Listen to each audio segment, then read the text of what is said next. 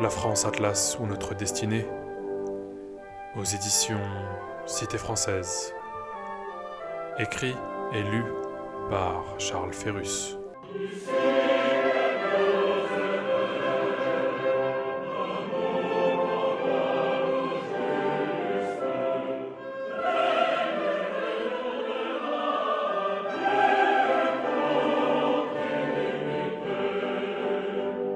Construire.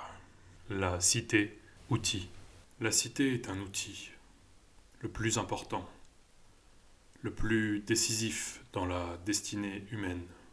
La cité, au sens le plus large, est le mode d'organisation d'un groupe humain dans le but de prospérer. Ses paramètres les plus fondamentaux sont la coopération, la hiérarchisation et la division du travail. La cité réelle, au sens civilisationnel, est une lente construction historique. Pour les définir, nous choisissons deux paramètres. Le rapport à l'autorité, c'est-à-dire entre la liberté et l'autorité, et le rapport d'un individu à la société, c'est-à-dire entre le nous et le je. Pour comprendre la lente histoire des mutations civilisationnelles et arriver ainsi à la compréhension de la cité française, une brève histoire des civilisations nous est nécessaire. Le climat est le premier outil conditionnant la genèse des civilisations. Rappelons que même si l'histoire d'Homo sapiens est vieille de plusieurs dizaines de milliers d'années, ce n'est que depuis le début de la nouvelle interglaciaire, nommée Holocène et datant de moins 12 000 ans, que la propulsion des civilisations humaines a été rendue possible. Le froid extrême éloigné, la mobilité des premières tribus permit l'expansion d'Homo sapiens à travers le globe.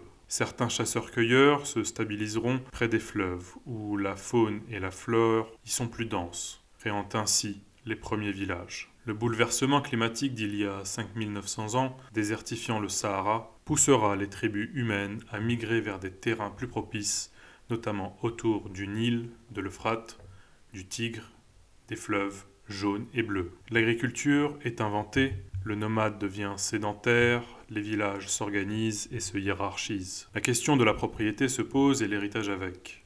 Les systèmes familiaux mutent, l'autorité devient nécessaire au maintien des groupements humains plus larges et plus complexes. Ce cœur africano-asiatique des premières civilisations, allant de l'Égypte en passant par les actuelles Syrie, Irak, Iran, Inde et Chine, évolueront toutes selon le même modèle d'une société de plus en plus complexe, hiérarchisée et technologiquement avancée. Dans cette émergence des civilisations, tout comme l'énergie, rien ne se perd, rien ne se crée, tout se transforme.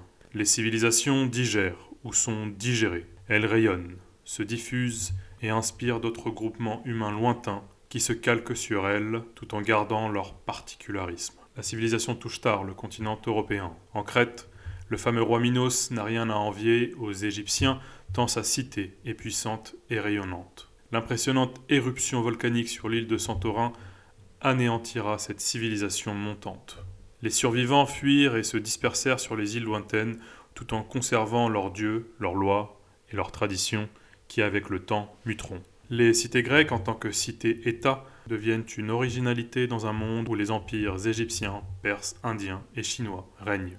L'aspect insulaire de la civilisation grecque conditionne à la fois un fort sentiment d'appartenance à la même civilisation à travers des mythes communs, notamment grâce aux récits homériques, et un fort sentiment d'indépendance d'une cité par rapport à l'autre. Cette indépendance se diffusera au sein des sociétés grecques sous forme d'une forte conscience individuelle. Le va-et-vient vers l'illustre modèle qu'est l'Égypte inspire les premiers mathématiciens et les premiers penseurs qui deviendront bientôt philosophes, la quintessence de la conscience de soi. L'architecture égyptienne se sublime chez les Grecs qui mêlent beauté divine et beauté mathématique. Athènes institutionnalise un système existant depuis l'aube de l'humanité, l'idée de faire participer l'ensemble de la tribu. Ils la nommeront démocratie, le pouvoir du peuple.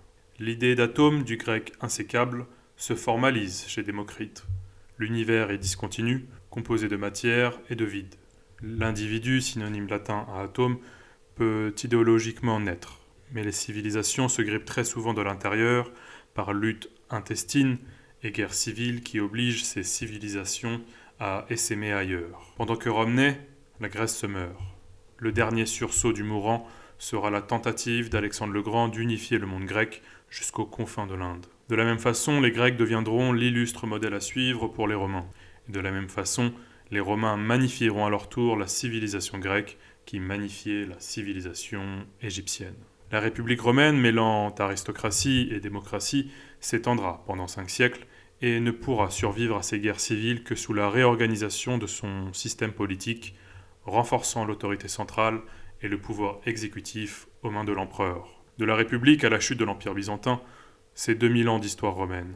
Le judéo-christianisme, mêlé à la philosophie grecque et à la pensée romaine, mènera au catholicisme romain, qui réussira l'exploit de fusionner le polythéisme ancestral de l'Europe par la Trinité, le culte des saints et le monothéisme absolu d'un Dieu. Il y a là une tolérance originelle vers les dieux d'autrui, héritée des Romains, de par cette forte conscience de soi qui infusera le sol européen par l'entrée tardive de l'Europe dans l'histoire des civilisations. Un savant mélange entre la place de l'individu dans la société et la crainte d'une autorité absolue. Après la chute de l'Empire romain d'Occident, se jouera le même jeu qu'entre les cités grecques, mais à des échelles bien plus grandes. Une conscience forte d'appartenir à la même civilisation, chrétienne et romaine, mais un fort sentiment d'indépendance les uns vis-à-vis des autres, et ce à partir d'Hugues Capet, Othon Ier et Guillaume le Conquérant. Les cités-États deviendront bientôt des États-nations. Le penseur français Abélard, tel les philosophes grecs et romains, exprime la nécessité de la libre pensée comme chemin vers la vérité et la compréhension du mal. Saint Thomas d'Aquin confirme contre les idées d'Averroès l'individuation de l'âme humaine. Montaigne explore l'universalité de la condition humaine par son moi, et son ami de la Boétie critique la servitude de l'individu au pouvoir absolu et donne les clés vers la liberté individuelle. Sur les terres les plus faiblement ou jamais romanisées, les terres germaniques de l'Est, après avoir vaincu durablement l'Empire et arrêté son expansion vers l'Est, la réforme protestante donnera le deuxième coup fatal à l'unité des peuples européens. Cette faible romanisation et sa conversion tardive au christianisme, que ce soit chez les Saxons ou chez les Scandinaves, mènera à une pénétration très forte et définitive de la réforme protestante en ces territoires, mêlant indépendance vis-à-vis de l'autorité centrale de Rome, forte individuation et par Calvin, une forte différenciation entre ceux prédestinés à l'éternel salut et ceux voués à l'éternelle damnation. En Europe, du libéralisme religieux naîtra le libéralisme politique, puis économique.